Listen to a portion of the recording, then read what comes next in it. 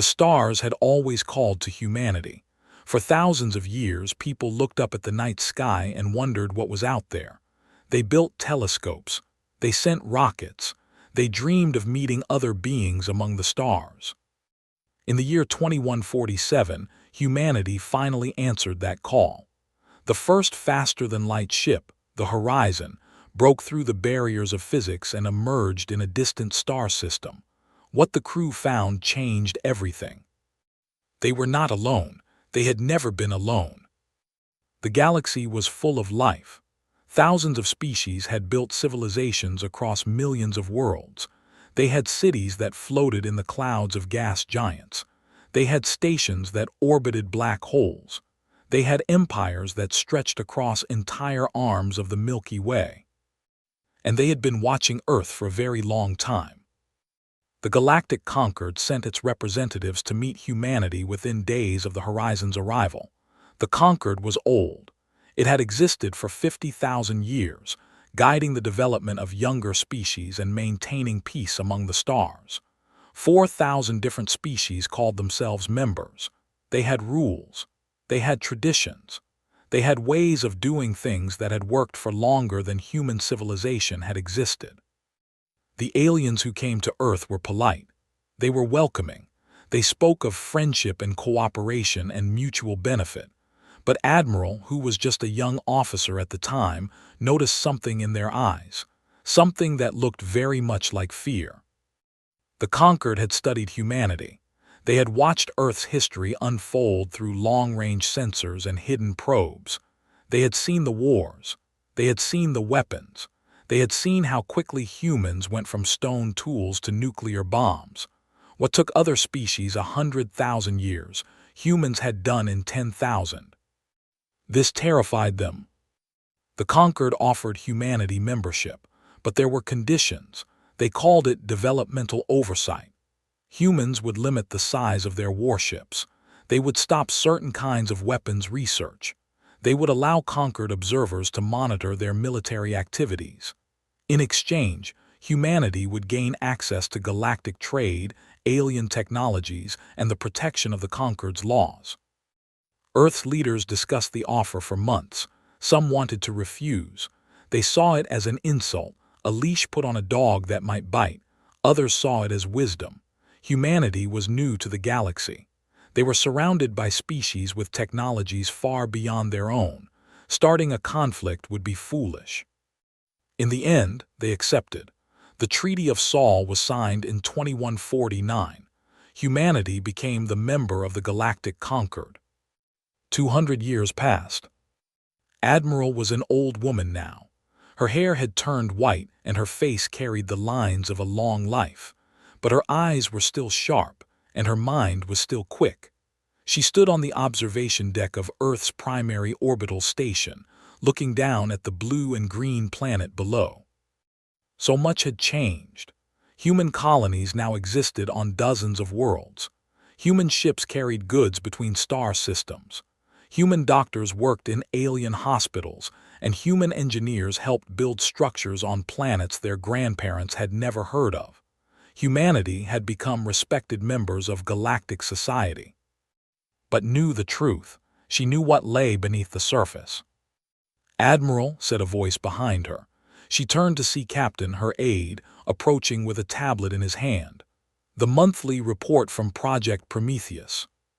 Took the tablet and looked at the data. Hidden in dead systems, far from Concord sensors, humanity had been busy. Shipyards that officially did not exist were building vessels that officially could not be built. Research stations that appeared on no map were developing weapons that the Concord had banned before humans learned to make fire. It was not that humanity planned to attack anyone. It was simply that they refused to be helpless.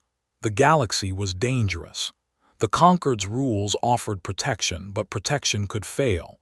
And if that day ever came, humanity intended to be ready.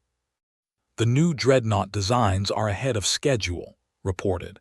"We should have the first 3 completed within the year." Nodded slowly. "Good, and the training facilities?" "Fully operational. We have 50,000 soldiers training in combat methods the conquered thinks we forgot centuries ago.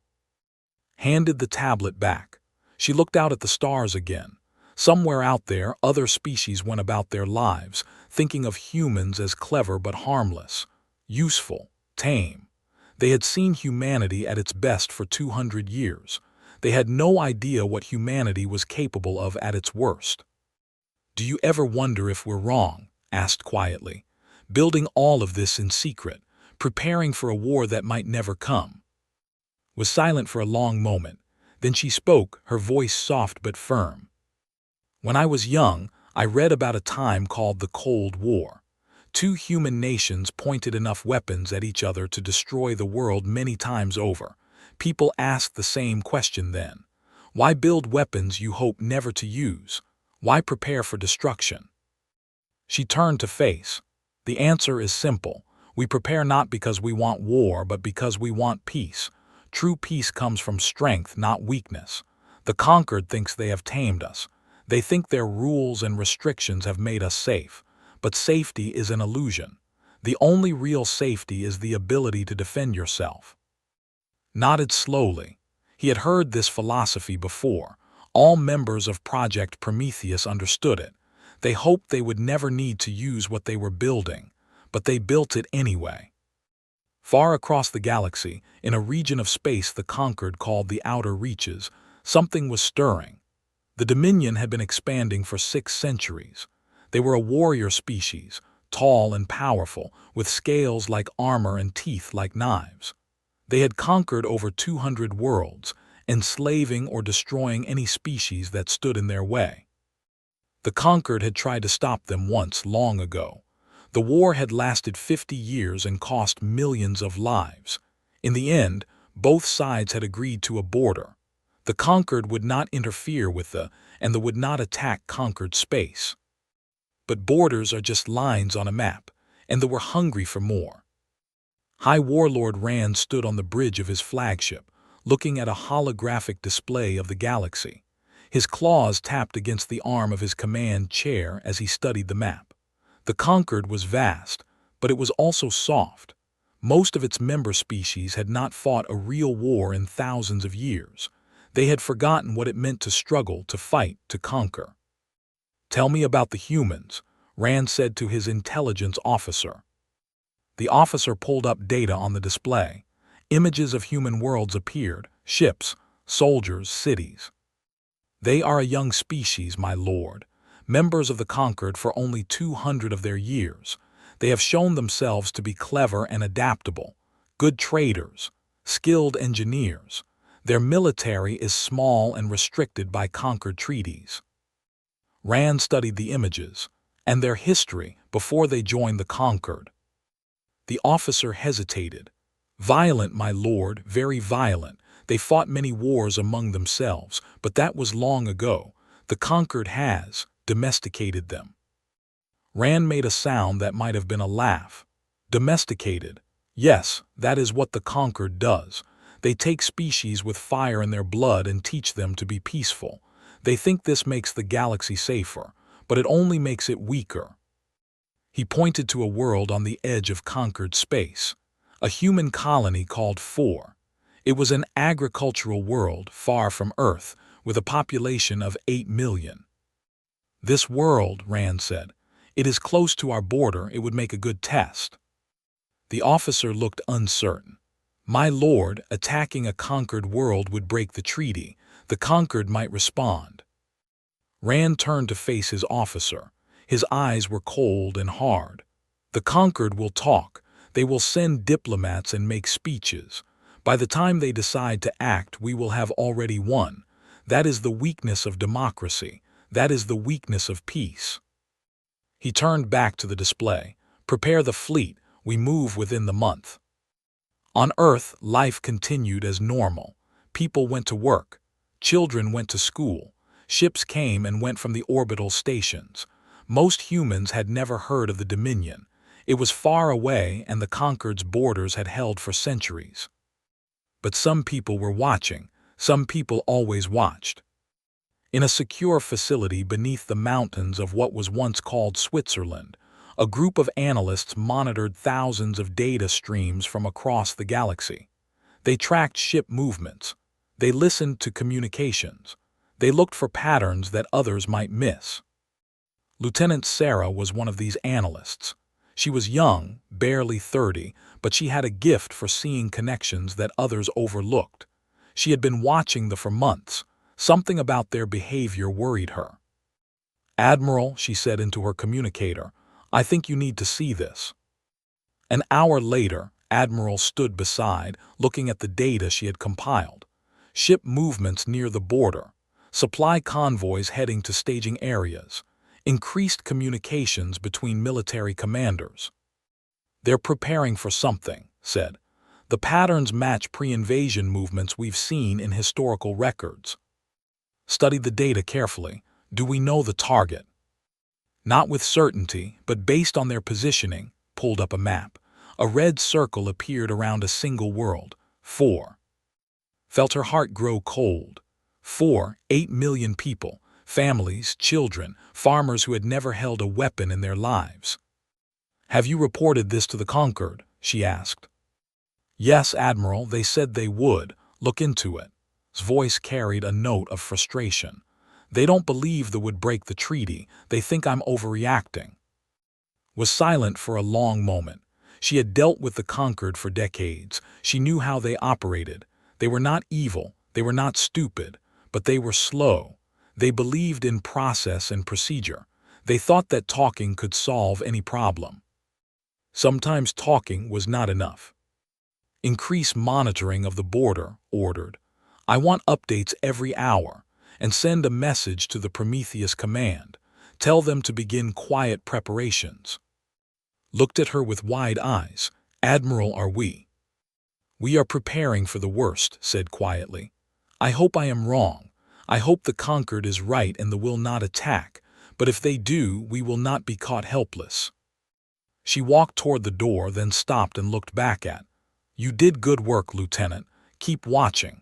And pray that what you're seeing is not what you think it is." Across the galaxy, on 4, life was peaceful. The colony had been established 150 years ago.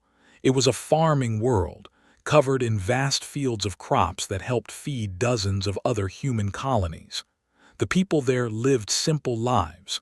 They worked the land during the day and watched the stars at night. Maria Santos was a third-generation colonist. Her grandmother had been among the first settlers. Maria worked as a teacher in the colony's main city, educating children about Earth's history and humanity's place in the galaxy. She loved her world. She loved the open spaces and the clean air and the sense of community that came from building something together. She had no idea that her world had been marked for death.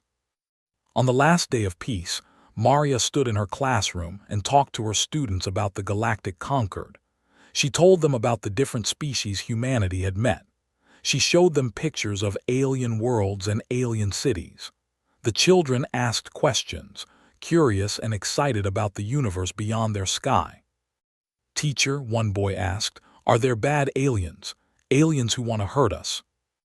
Maria smiled gently. "The galaxy is very big and there are many different kinds of beings.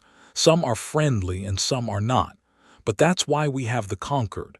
They help keep everyone safe." The boy seemed satisfied with this answer. Maria moved on to the next topic. She did not know that in the dark spaces between stars, a fleet of warships was already moving toward her world. On Earth, Admiral received the final confirmation. The fleet had crossed the border. They were heading directly for 4. She immediately contacted the Conquered Council. She demanded action.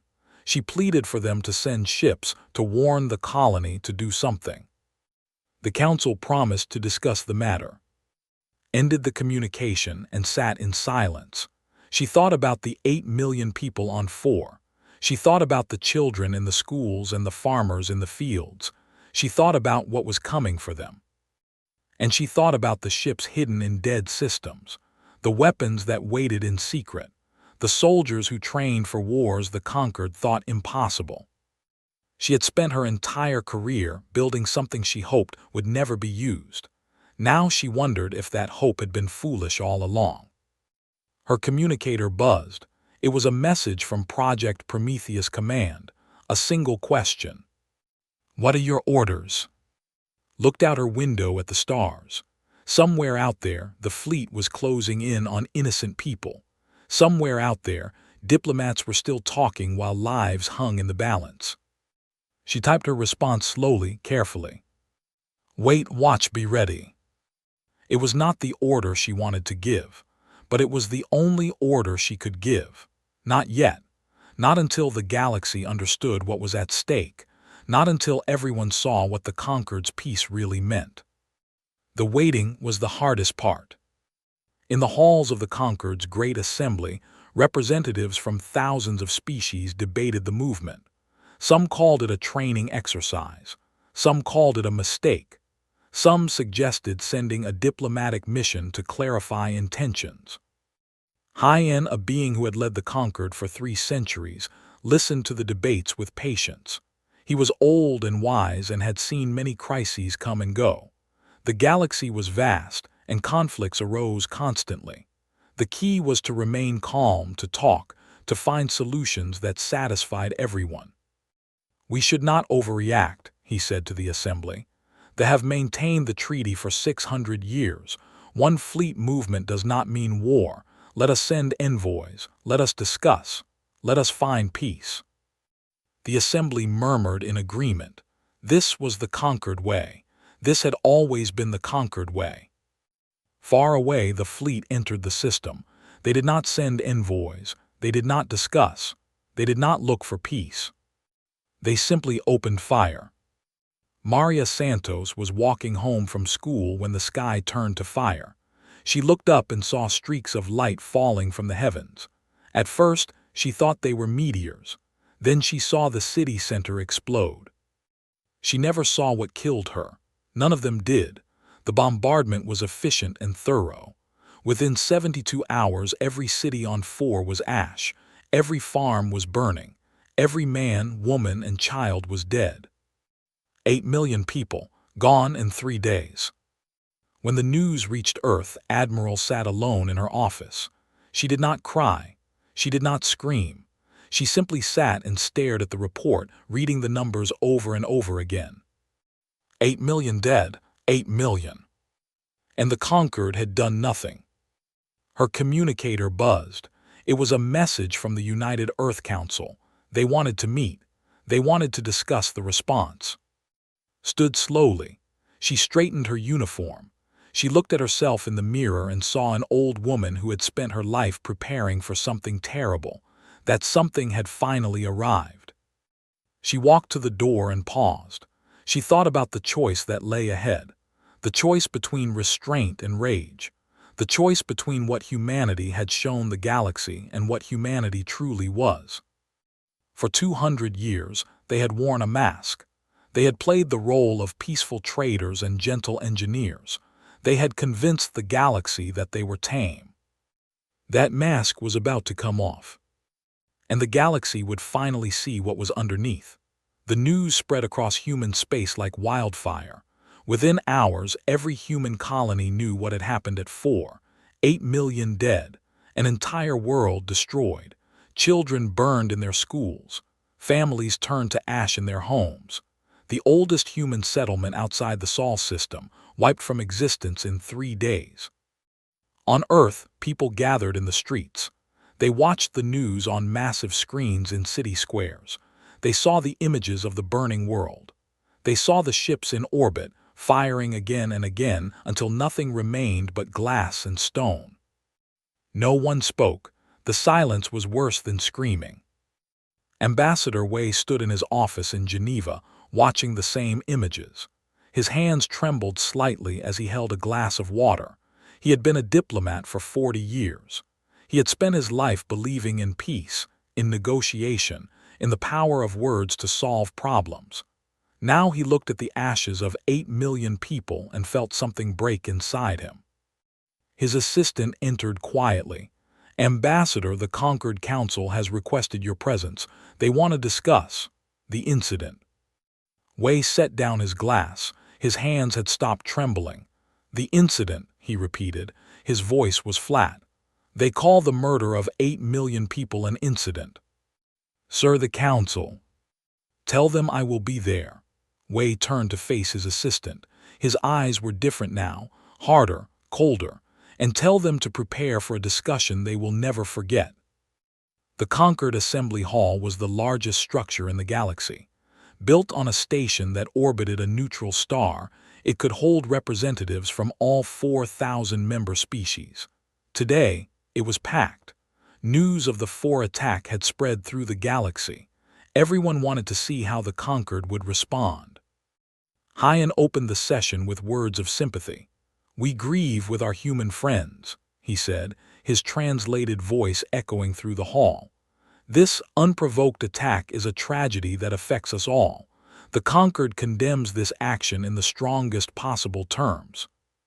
Wei listened to these words. He listened to the other representatives offer their condolences.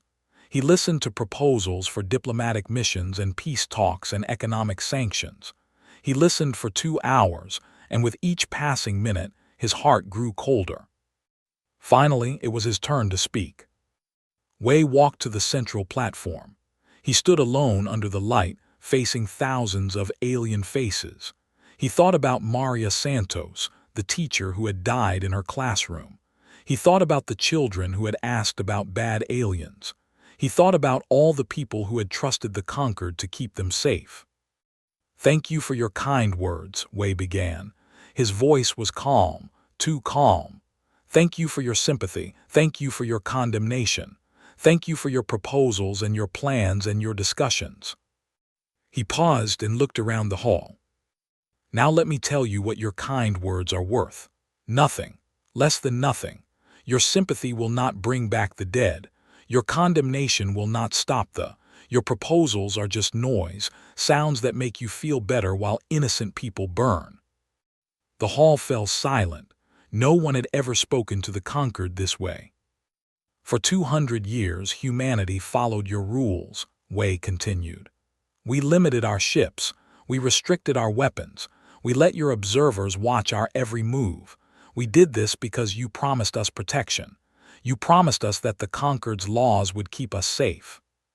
His voice rose. "Where was that protection at 4? Where were your laws when they crossed the border? Where were your words when they rained fire on our people?" Hyan raised a hand. "Ambassador, we understand your grief, but we must respond with wisdom, not emotion.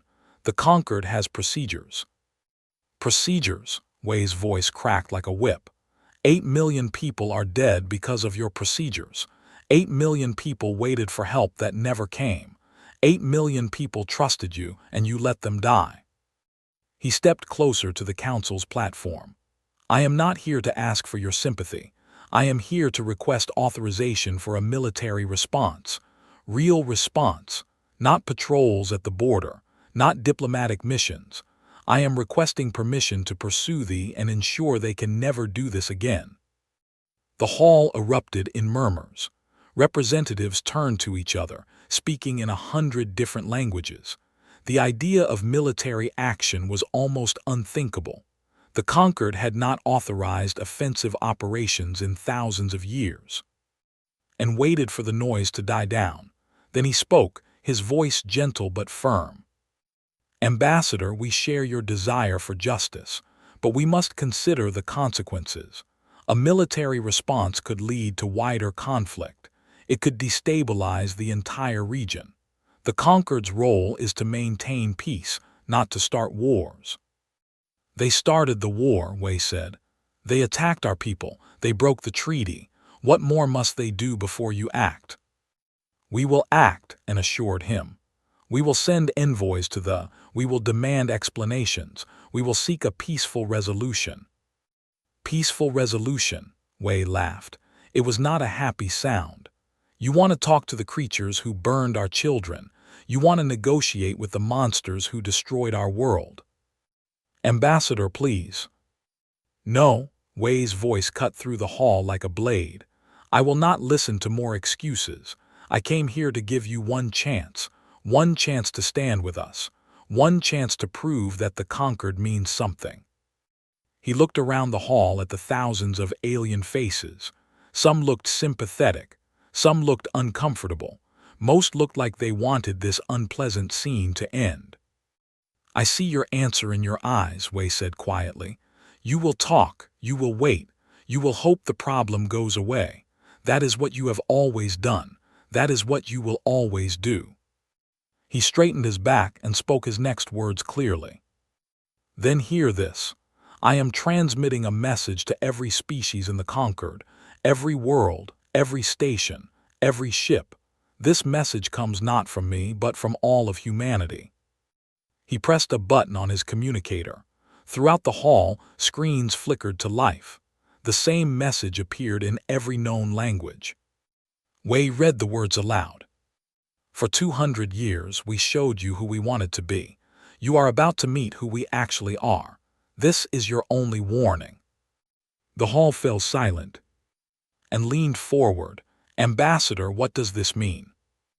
Wei smiled. It was not a pleasant smile. "It means exactly what it says. We warned the galaxy about what we were. We told you about our history.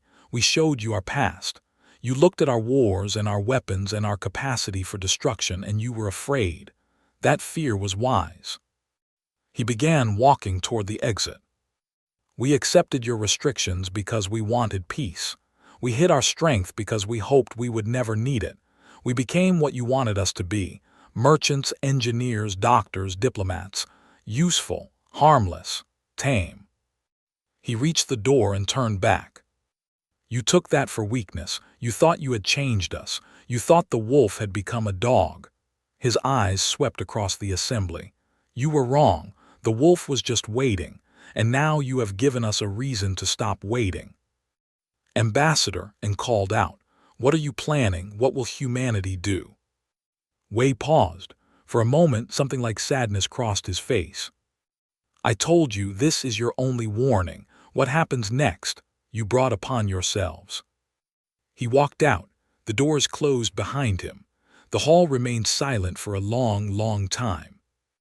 On Earth, Wei met with the United Earth Council in a secure bunker beneath the old city of Beijing. The room was small and plain. No windows, no decorations, just a table and chairs and the most powerful humans alive. President sat at the head of the table. She was a small woman with hair and steel in her eyes. She had led humanity through 10 years of peace. Now she faced the possibility of war. "Report," she said simply. Admiral stood and activated a holographic display. Images of the fleet appeared. Data on their weapons and defenses scrolled across the screen. They have 27 dreadnoughts, over 200 cruisers, and countless smaller vessels. Their technology is roughly equivalent to standard Conquered levels. Their soldiers are physically powerful but not particularly creative.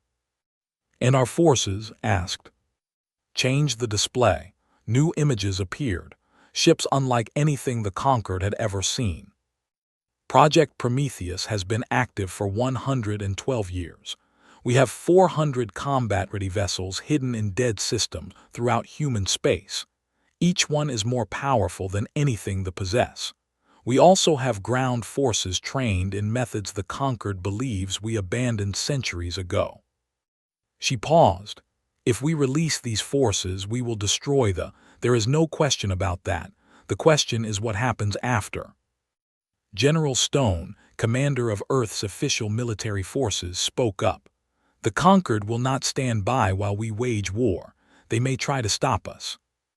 "Let them try," said Admiral, no relation to the ambassador, from his seat at the table. His voice was hard. "They let our people die. They have no right to judge what we do next." "This isn't about rights," President said. "It's about consequences. If we strike we reveal everything we've hidden. The Conquered will know we've been building weapons in secret for over a century. They may see us as a threat." "We are a threat," said quietly. "We always have been. The only question is whether we're a threat to our enemies or a threat to everyone." Looked around the table. She saw anger in every face, grief, determination. These people had watched their citizens die while the galaxy did nothing. They wanted blood. But she also saw something else. Fear. Not of the fear of what humanity might become if they let their rage consume them. "Ambassador," she said, "what is your assessment?" Wei, who had been silent since his return from the Conquered, looked up. "The galaxy sees us as pets who have lost their temper. They think we will bark and then calm down. They have no idea what we are capable of." "And what do you recommend?" Wei was quiet for a long moment. When he spoke, his voice was steady. "I spent my life believing in diplomacy. I believed that any conflict could be resolved through words. I was wrong. Some creatures only understand force. Some lessons can only be taught through blood." He looked at the holographic display showing the fleet. "I recommend we show the galaxy what happens when humanity stops being polite." The vote was unanimous. President stood and addressed the room. "Then it is decided. Project Prometheus is activated. Admiral, you have operational command. Your mission is simple. Make sure no one ever thinks about attacking a human colony again." "Saluted, understood, Madam President," and the Conquered. His expression hardened. They made their choice. They chose to protect peace over protecting people. Now they can watch what happens when people protect themselves. The meeting ended. The leaders dispersed to their various commands. Within hours, signals were sent to hidden bases across human space. Ships that had waited in darkness for a century began to power up. Soldiers who had trained for wars no one believed would happen received their orders. The wolf was waking up. On the High Warlord Rand received reports of the human transmission. He watched the message and laughed. "Threats," he said to his advisors. "Empty threats from a weak species. They have no ships. They have no weapons. What can they possibly do to us?" His intelligence officer hesitated. "My lord, perhaps we should increase our defenses, just in case." "In case of what?" Rand demanded. "The humans are traders and farmers. They build hospitals, not battleships. The Conquered has kept them soft for 200 years. They have forgotten how to fight." "But their history—" "Their history is ancient," Rand interrupted. "They were warriors once. Now they are sheep. The Conquered made sure of that." He dismissed his advisors and returned to his plans. The attack on 4 had been a test. It had proven that the Conquered was too slow to respond and the humans were too weak to resist. The next attack would be bigger, then bigger still. Soon, the entire outer reaches would belong to the... He did not know that in the darkness between stars, human ships were already moving. He did not know that for every vessel the Conquered had counted, there were 10 more that had never been seen. He did not know that the sheep he had attacked were actually wolves in disguise. He would learn. Soon, the entire galaxy would learn. At the Conquered assembly, Hyan reviewed the human transmission again. Something about it troubled him. The words were simple, but there was something underneath them, something dangerous. "What do we know about human history?" he asked his aides. "Their real history before the Conquered." One of his aides, a young member of the species, pulled up data files. "Their world's history is violent. They fought many wars among themselves. They developed weapons capable of destroying their entire planet. They came very close to self-extinction multiple times.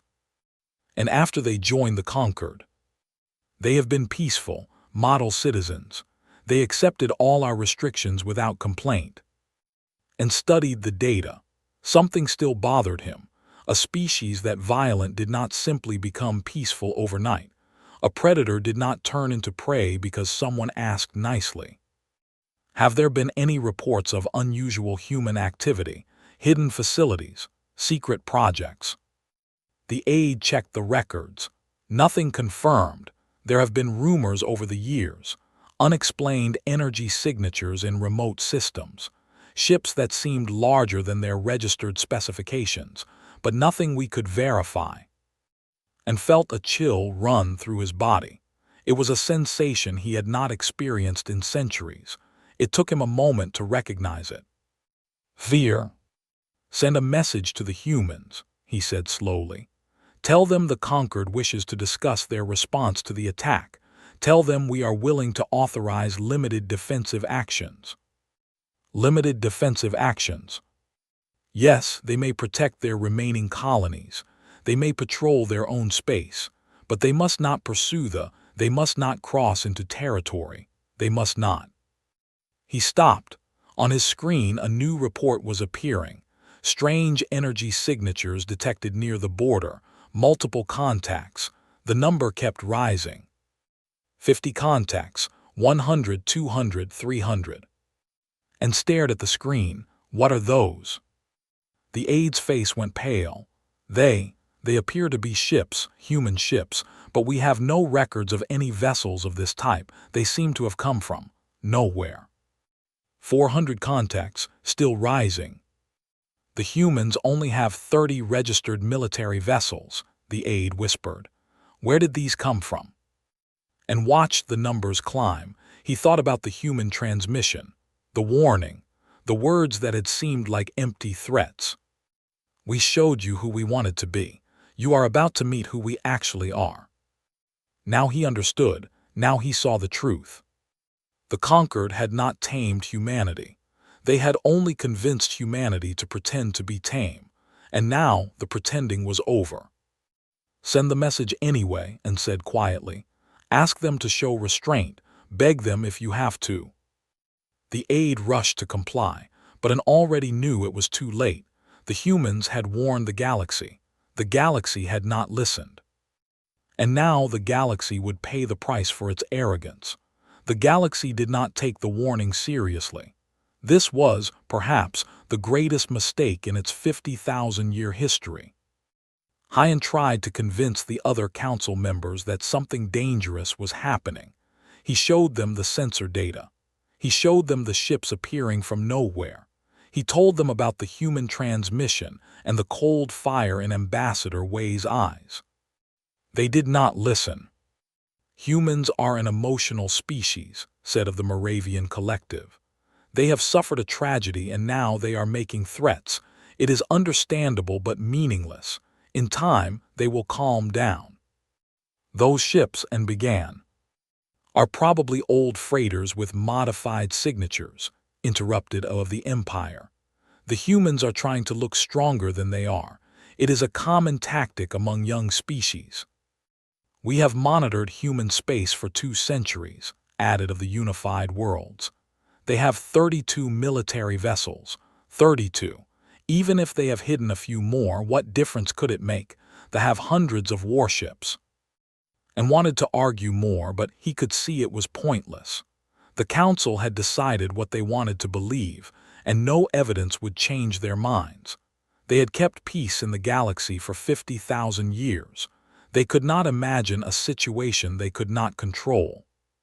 He returned to his private chambers and stared at the sensor data. 400 ships. 400 ships that should not exist. 400 ships that had appeared from the darkness like ghosts. What else had humanity been hiding?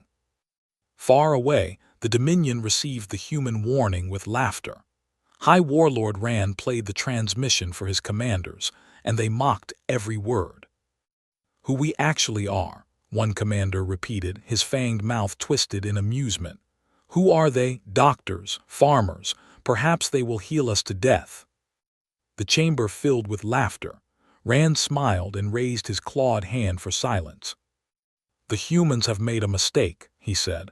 They have revealed their anger. This means they will act emotionally without planning.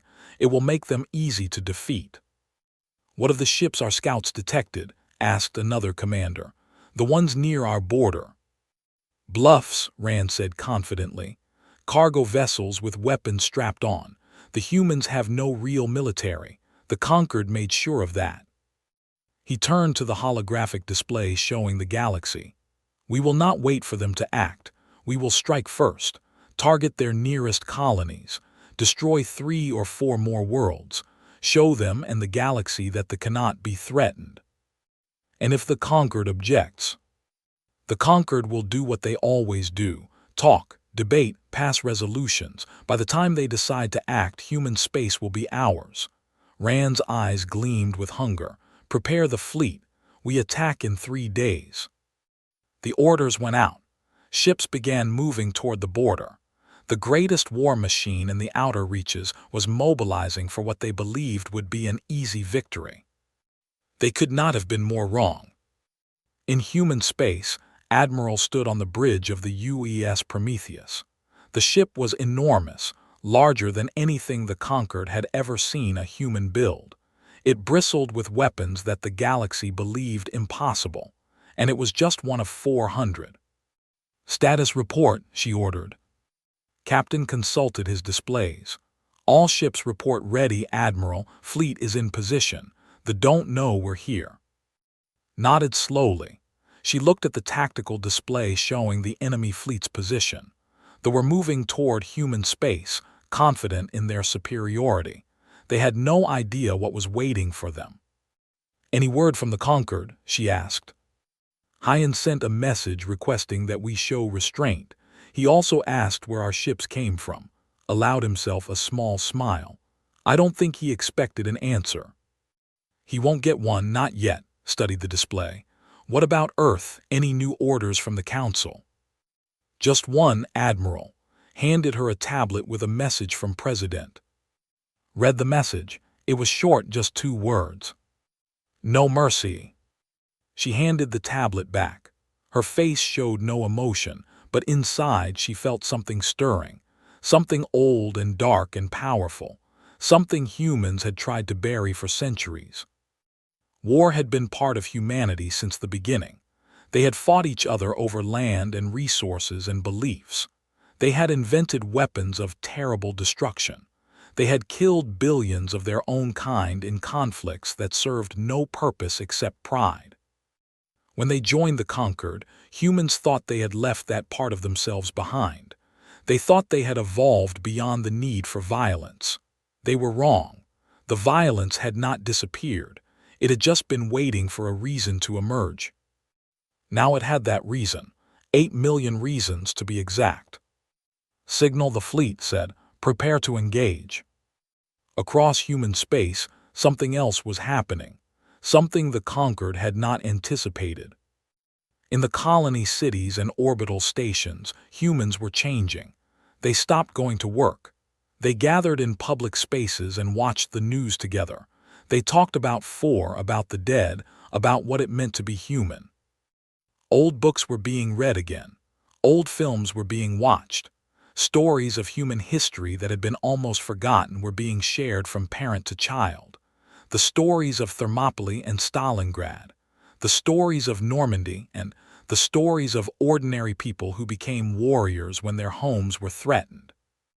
His grandmother had fought in the last war on Earth 200 years ago. She had told him stories when he was a child, stories about sacrifice and courage and the terrible beauty of battle. He had thought they were just history, just tales from a time that would never return. Now he understood. Those stories were not history, they were prophecy. Ambassador Os of the requested an emergency meeting with Hyan. They were one of the oldest species in the Conquered. They had been studying life in the galaxy for over 1 million years, and unlike most other species, they had not forgotten what humans really were. Os was old, even by standards.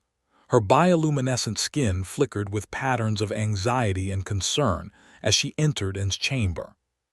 She said without greeting, "We need to talk about the humans," and gestured for her to sit. "I have tried to warn the council. They will not listen." "Because they do not understand." Os activated a portable display. Ancient images appeared. "These are from our archives, records we kept when humans first emerged into the galaxy." The images showed Earth, but not the peaceful blue world that N knew. This Earth was with the marks of war, cities in ruins, mushroom clouds rising over dead landscapes, armies of millions facing each other across blasted plains. "This is what they were," Os said. "This is what they showed us when we first met them." "I know their history was violent." "You do not know," Os interrupted. You cannot know.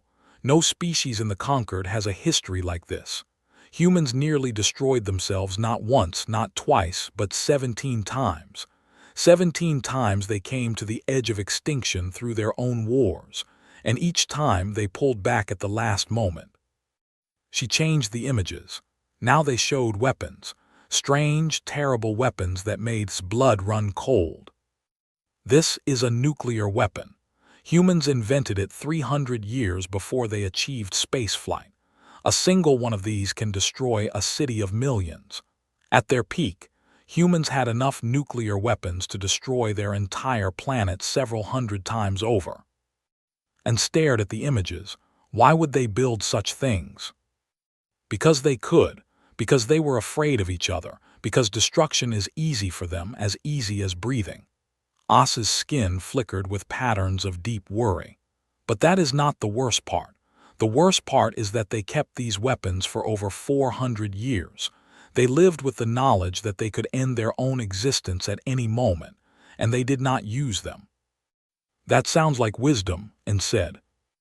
It is not wisdom. It is something far more dangerous. It is control. As leaned forward. Do you understand what I am saying?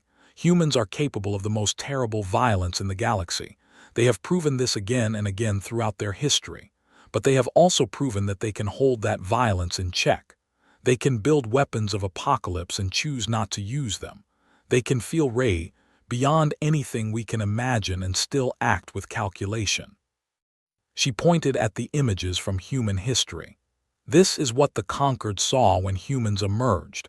This is why we were afraid. This is why we demanded restrictions. We hoped that if we kept them peaceful for long enough, they would forget how to be dangerous. And now, As's skin went dark. Now we have made them angry, and they have not forgotten anything. On the border, the first battle began. A scout squadron encountered human ships near the Velar system. The commander expected easy prey. Human vessels were small and weak, according to all the intelligence reports. He ordered his ships to attack. What happened next became known throughout the galaxy as the Velar incident. The human ships did not flee. They did not call for help. They simply turned toward the squadron and accelerated to attack speed. Within seconds, weapons that they had never seen before tore through their shields like they were made of paper. The battle lasted 4 minutes. 4 minutes and 6 warships were reduced to floating debris. Not a single human vessel was damaged. The commander's last transmission was recorded and later recovered. They're too fast. We can't target them. Shields are failing. What are these weapons? What are these? Then static, then silence. When the report reached High Warlord Ran, he did not believe it. He demanded confirmation. He sent more ships to investigate. They found nothing but wreckage. This is impossible, Rand said, staring at the images. 6 warships destroyed in 4 minutes, by humans. His intelligence officer looked pale. My lord, we have analyzed the debris. The weapons used were, beyond anything we have seen, plasma-based but far more powerful than standard conquered technology, and the speed of the human vessels exceeded our best interceptors by a factor of 3. That cannot be. The conquered limits human technology. They have observers, they have inspections. The conquered only sees what the humans want them to see. The officer hesitated. My lord, I think we may have made a mistake. Rand whirled on him, fury in his eyes, but before he could speak, another report came in. Another squadron had been destroyed, and another, and another. The human fleet was not waiting to be attacked. It was hunting. In the great assembly hall of the conquered, panic was beginning to spread. Reports were coming in from across the region. Human ships were appearing everywhere, engaging forces with devastating effectiveness. Battles that should have lasted hours were over in minutes. Ships were being destroyed at a rate that seemed impossible. How is this happening? Demanded. The humans have no military capability. Clearly they do, and said quietly. He felt no satisfaction in being right. He only felt the cold weight of dread. But where did these ships come from? Where were they built? How did we miss this? Because we only saw what we wanted to see and looked around the assembly. For 200 years, we believed we had tamed humanity. We believed our restrictions had made them harmless. We were so certain of our own wisdom that we never considered the possibility that they were simply pretending. The assembly fell silent. On the display screens, more reports came in. The human fleet was moving deeper into space. Nothing was stopping them. "What do we do?" someone asked, and had no answer. For the first time in his 3 centuries of leadership, he had no idea what to do. The situation had spiraled beyond anything the conquered had ever faced. Then a new message arrived. It was from the humans. Admiral appeared on the screen. Her face was calm, her voice steady. "This message is for the galactic conquered. You asked us to show restraint. You asked us to limit our response. We gave you 200 years of restraint. We gave you 200 years of limits. That time is over." She paused, letting the words sink in. "We told you what we were. We showed you our history. We warned you what would happen if you pushed us too far. You did not listen. You thought we had become soft. You thought we had forgotten who we are." Her expression hardened. "We remember. We have always remembered. And now you will see what humanity looks like when the leash comes off." The transmission ended. The assembly sat in stunned silence. Far away, the human fleet continued its advance. Behind them, ships burned and drifted and died. Ahead of them, an entire empire waited to learn the true cost of attacking humanity. The warning had been given. The warning had been ignored. Now came the reckoning. Admiral stood on the bridge of the UES Prometheus and watched the stars burn. The holographic display before her showed the first major engagement of what the humans were calling the Reckoning War. 40 dreadnoughts had gathered near the N system to stop the human advance. These were the pride of the fleet, massive vessels bristling with weapons, each one capable of laying waste to an undefended world. They lasted 7 minutes. Human ships moved through the formation like wolves among sheep. Their weapons were not just more powerful than anything they had seen. They were different.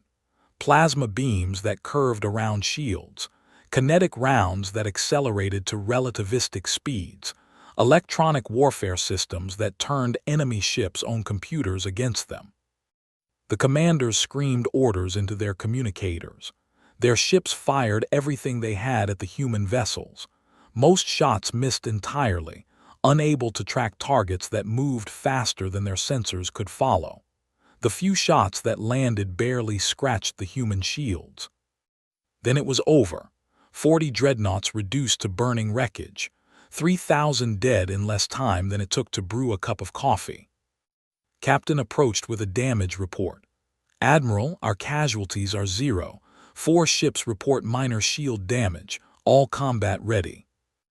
Nodded without looking away from the display. "Casualties among the enemy."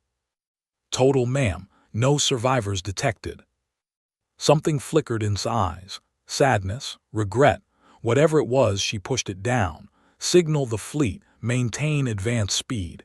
Next target is the supply depot at station." "Aye, Admiral." As moved to relay the orders, continued to watch the debris field. 3,000 dead. 3,000 beings who would never see their homes again, never hold their families, never laugh or cry or dream. She thought about the 8 million who had died at 4. She thought about the children and the farmers and the teachers. She thought about Maria Santos, whose name she had seen in the casualty reports, a third-generation colonist who had been teaching children about the wonders of the galaxy when the sky turned to fire. 3,000 dead today. 8 million humans dead last month. The math did not balance. It would never balance. But this was not about math. This was about making sure it never happened again. The fleet moved on. Throughout the galaxy, beings of every species watched the war unfold with growing horror. The reports came in hour after hour, each one more devastating than the last. Fleets destroyed. Stations captured, worlds surrounded and blockaded. The humans did not fight like any species the galaxy had ever seen. They did not stop to negotiate. They did not pause to accept surrenders. They did not engage in the ritual posturing and threat displays that most species used before battle. They simply arrived, destroyed everything in their path, and moved on to the next target. And they were fast, so impossibly fast. The Dominion had expected to have months to prepare their defenses. Most wars in this region of the galaxy moved slowly, with long periods of maneuvering and negotiation between battles. The humans gave them no such luxury. On the first day, they lost their forward fleets. On the second day, they lost their border stations. By the fourth day, human ships were operating deep inside territory, striking supply lines and communication relays. The entire military was thrown into chaos as commanders lost contact with each other and with their capital. High Warlord Rand watched the disaster unfold from his command center on the. His scales had gone pale with stress, and his claws left deep gouges in the arm of his chair. "How is this possible?" he demanded for the 100th time. "How are they doing this?" His advisors had no answers.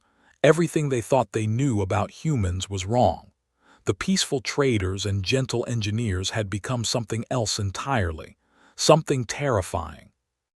"They're not fighting like conquered species," said his senior tactician. "They're not even fighting like us. Their doctrine is completely different. They don't seek to defeat our forces. They seek to destroy them, utterly and completely."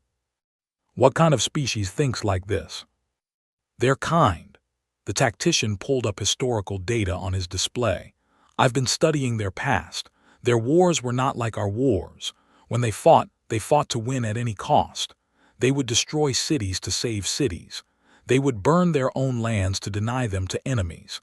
They invented weapons that could kill millions with a single strike and then built thousands of those weapons."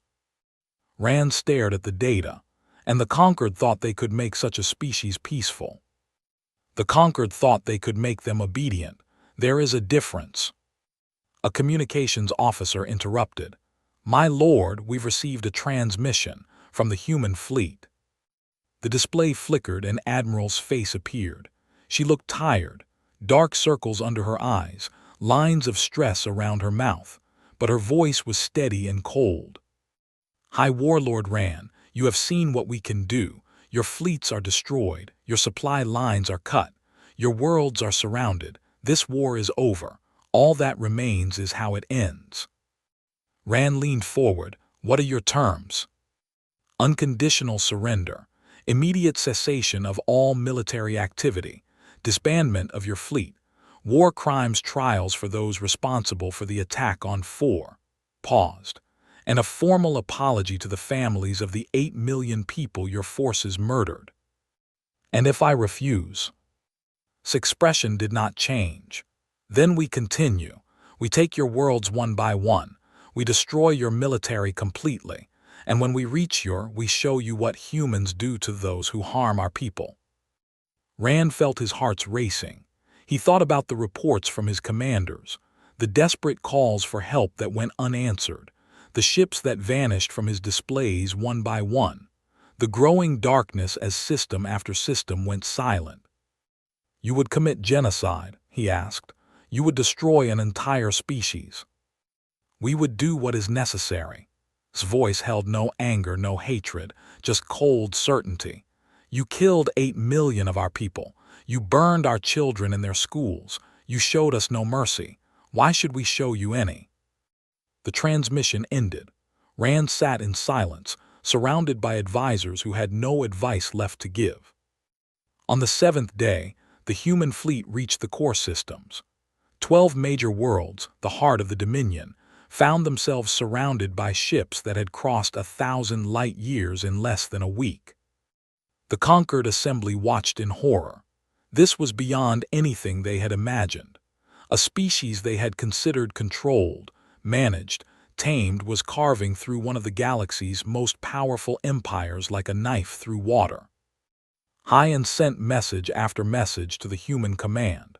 He pleaded with them to slow down, to accept negotiations, to give diplomacy a chance. Admiral responded to only one of these messages. You had 200 years to earn our trust. You had one chance to stand with us when we needed you. You chose to debate while our people died. Now you can watch while we solve the problem ourselves. The Concord's military commanders met in emergency session. Some argued that they should intervene to stop the humans. Others pointed out that they had no ships that could match the human fleet. A few suggested trying to negotiate a peace between humans and... With respect, said Ambassador Osov, who had been invited to provide historical context, you do not understand what you are dealing with. The humans are not acting out of rage. They are acting out of calculation. Every move they make is designed to achieve a specific result. And what result is that? Asked one of the commanders. They want to make sure this never happens again. They want every species in the galaxy to know what happens to those who attack humanity. They are not just fighting a war. They are sending a message. But surely they can be reasoned with. They are Concord members. They understand diplomacy. Os made a sound that might have been a laugh. They have been reasoning with you for 200 years. They accepted your restrictions. They followed your rules. They played by your system. And when they needed that system to protect them, it failed. Why would they trust it now? The commanders had no answer. On the 9th day, the first world surrendered. Then another. Then 3 more. The Dominion was falling apart as its leaders realized they could not win. High Warlord Rand made one final attempt to salvage the situation. He sent a personal message to Admiral, offering to surrender himself in exchange for the safety of his people. His response surprised the entire galaxy. Your offer is noted, but we do not want martyrs, we want justice. She outlined the terms again: unconditional surrender, war crimes trials, reparations, but also something unexpected: humanitarian aid. Human medical ships would help treat wounded soldiers. Human engineers would help rebuild damaged infrastructure. Human counselors would help civilians cope with the trauma of war. We are not here to destroy your species, said. We are here to destroy your ability to threaten us. Once that is done, we will help you rebuild, not because you deserve it, but because we are better than you. The galaxy watched this message in stunned silence. This was not how wars were supposed to end. This was not how conquerors were supposed to behave. The humans were offering mercy to the people who had murdered millions of their own. Rand accepted the terms on the 11th day. On the 19th day since the human fleet had first emerged from the darkness, Admiral stood on the steps of the Imperial Palace. Behind her, human soldiers held positions throughout the capital city. They were calm and professional. Not a single shot had been fired since the surrender. Rand approached, flanked by the few surviving members of his council. He had never felt so small. This human woman was half his size, but she seemed to fill the entire square with her presence.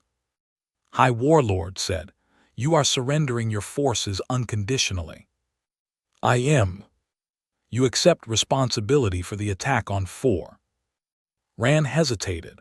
His pride screamed at him to resist, to fight, to die with dignity. But he had seen what the humans could do.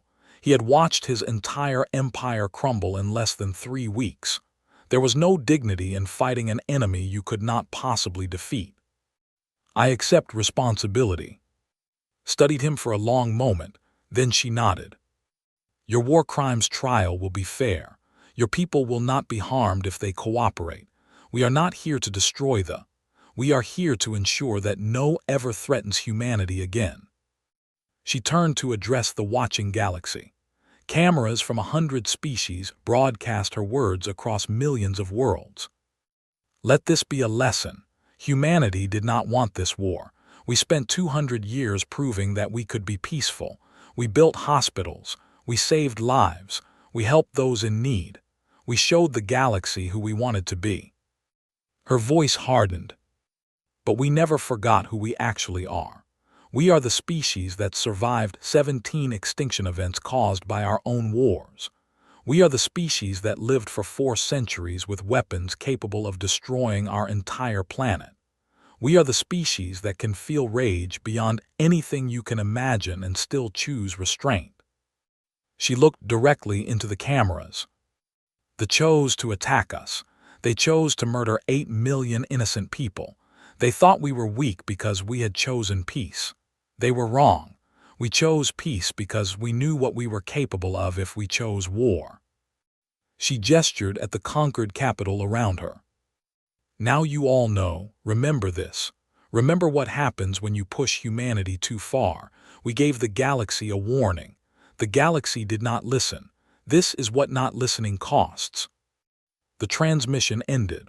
Across the galaxy, billions of beings sat in silence, trying to understand what they had just witnessed. Humanity was not what they had thought. Humanity had never been what they thought.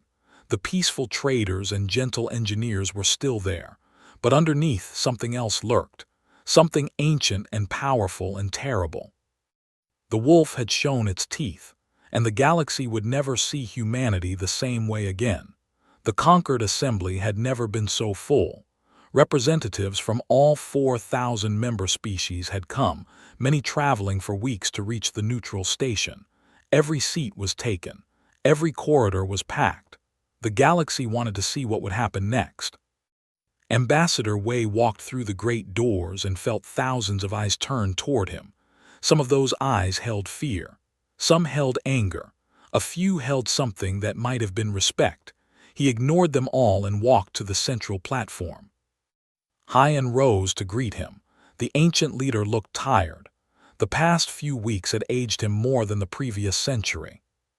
Ambassador Wei, and said formally, "The conquered recognizes the representative of humanity." Wei nodded. He carried no weapons. He wore no armor. He was just a man in a simple suit, standing alone in the center of the galaxy's most powerful assembly. But everyone in the room knew what stood behind him. 400 ships, millions of soldiers, technology that could crush any force the conquered could gather. Wei began, his voice calm and clear. "We need to talk about the future." A murmur ran through the assembly. What would humanity demand? What would they take?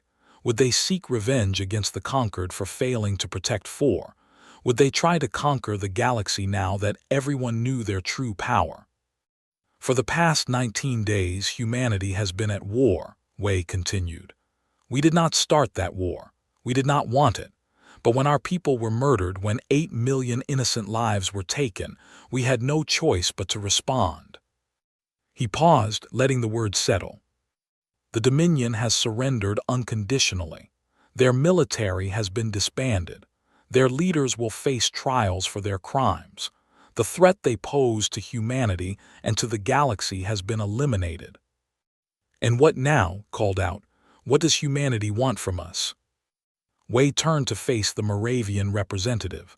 "A fair question. What does humanity want? Let me tell you."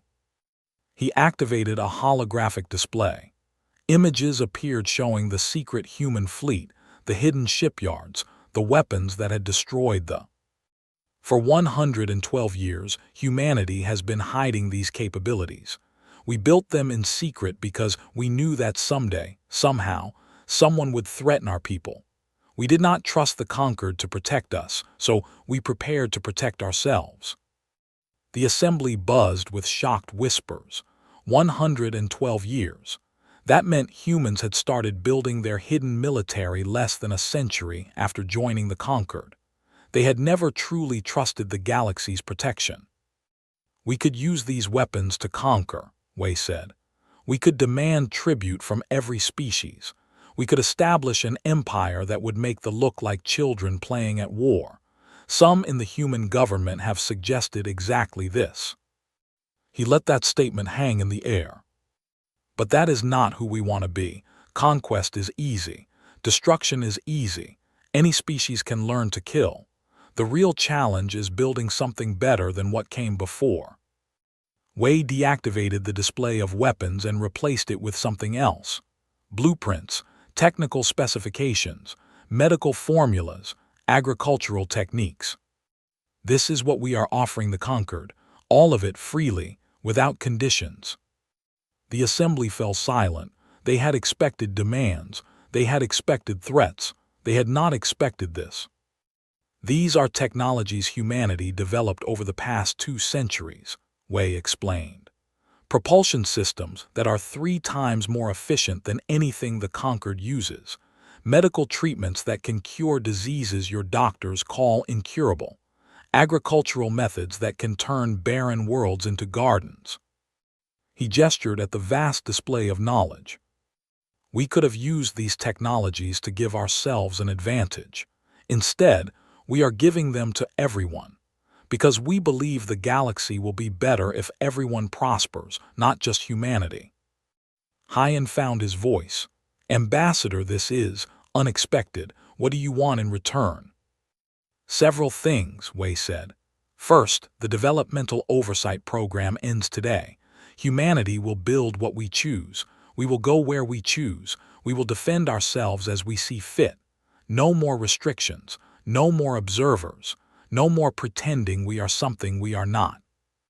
Murmurs of concern rippled through the assembly.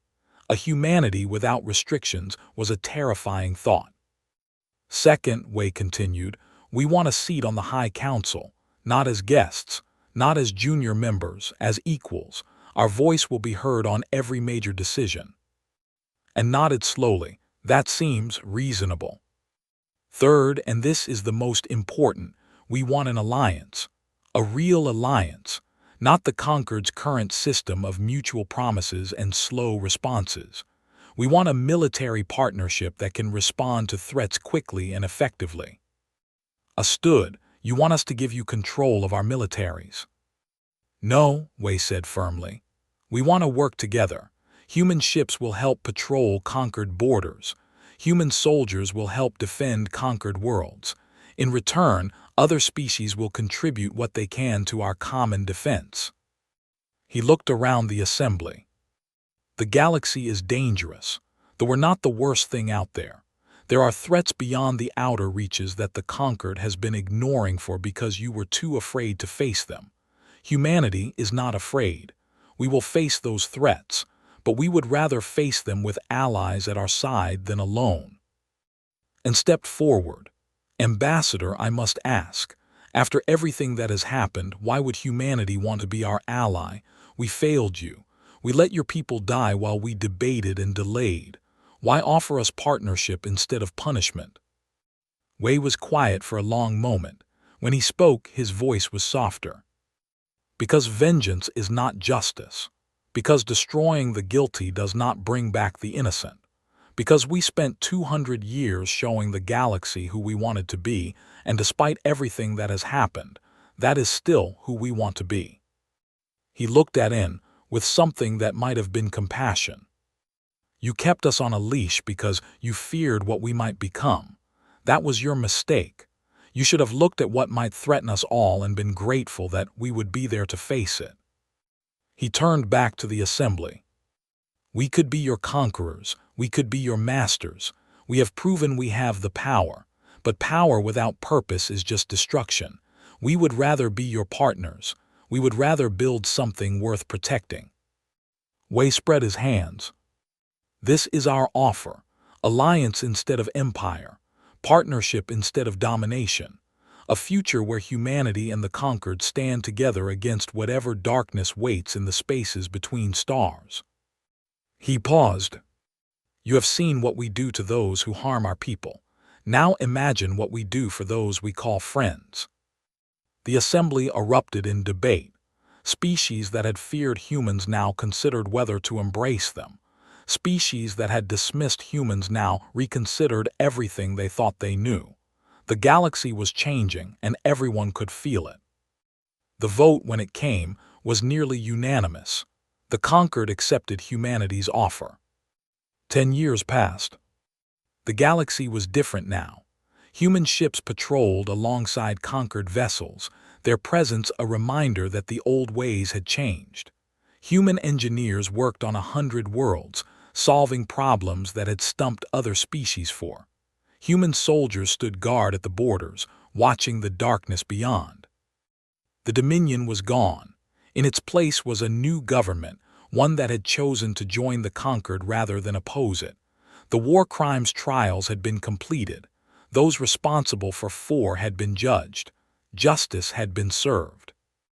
On Earth, in a memorial garden built on the site where 4's coordinates were displayed among the stars, Admiral tended flowers. She was very old now, past the age when most humans retired.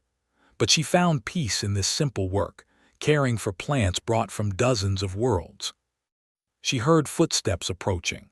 She looked up to see a young in diplomatic robes walking toward her. His scales were lighter than most of his kind, and his eyes held a mixture of nervousness and determination. "Admiral," he asked quietly.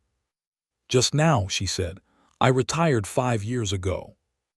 "I know, he paused, gathering his courage. "I wanted to meet you. I am As. My father was a soldier in the Dominion fleet." "Studied him, was." "He died in the war.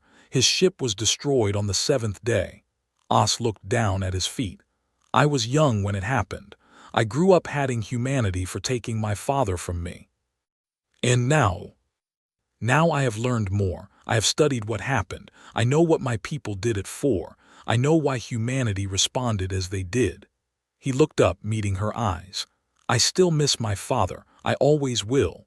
But I understand now that he was fighting for something wrong." Was silent for a long moment. Then she gestured to a bench nearby.